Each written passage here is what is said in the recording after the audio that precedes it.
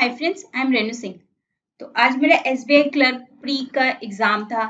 तो मेरा एग्ज़ाम कैसा गया है, इससे रिलेटेड ये वीडियो होगा।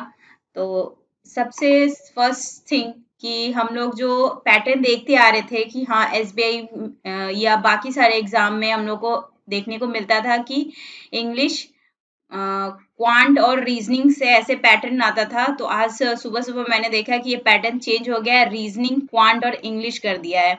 तो ये पैटर्न आपको देखने को मिलेगा बाकी एग्जाम्स में, क्योंकि अगर एसबीआई चेंज कर रहा है तो आईबीपीएस भी यही चीज फॉलो करता है। नेक्स्ट कोई भी जो एग्जाम होगा आप जरूर यही देख पाएंगे।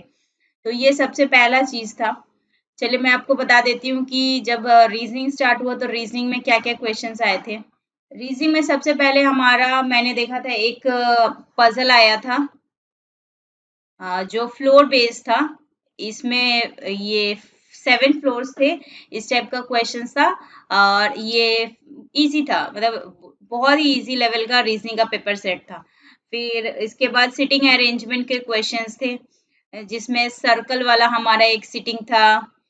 फिर हमारा एक अनसर्टेन पर्सन बैठे हुए हैं उस टाइप का था। फिर एक नॉर्थ और साउथ वाला सिटिंग था कि जिसमें कुछ पर्सन नॉर्थ बैठे हुए, कुछ साउथ फेसिंग बैठे हुए, इस टाइप के हमारे क्वेश्चंस थे। इसके बाद थर्ड नंबर में हमारा इनइक्वालिटी था, इसके क्वेश्चंस थे। फिर 4 नंबर में सिलॉक्स के क्वेश्चंस थे, मैंने देखे थे।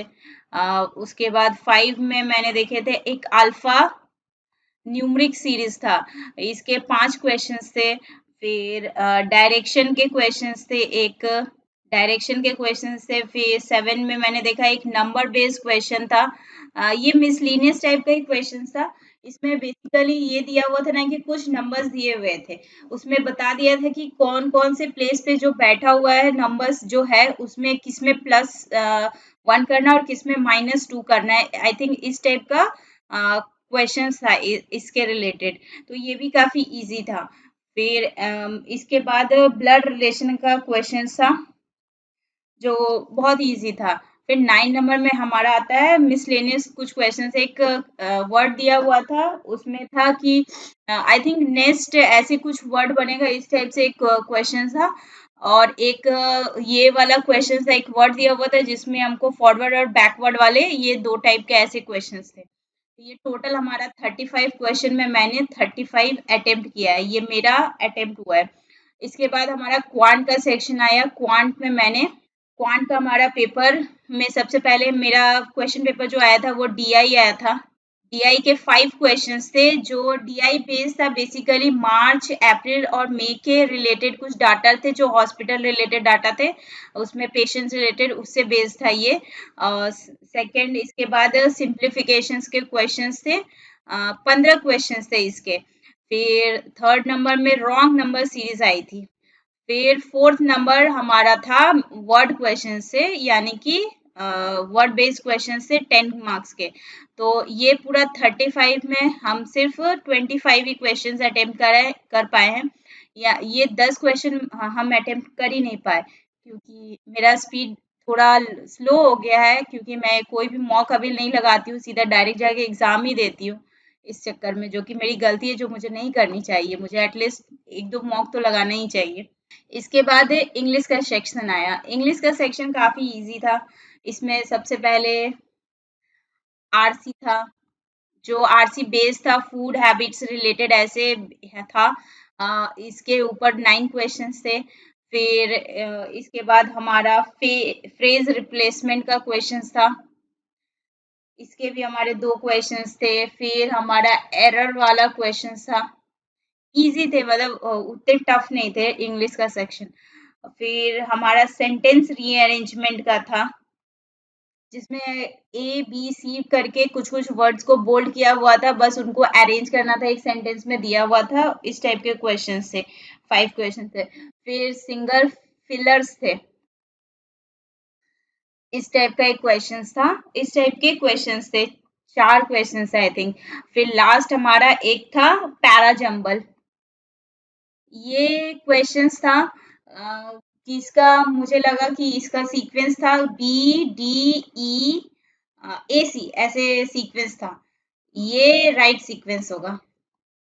तो ये 30 क्वेश्चन में मैंने 30 अटेम्प्ट किया है, तो मेरा टोटल अटेम्प्ट 90 हो रहा है आउट ऑफ 100।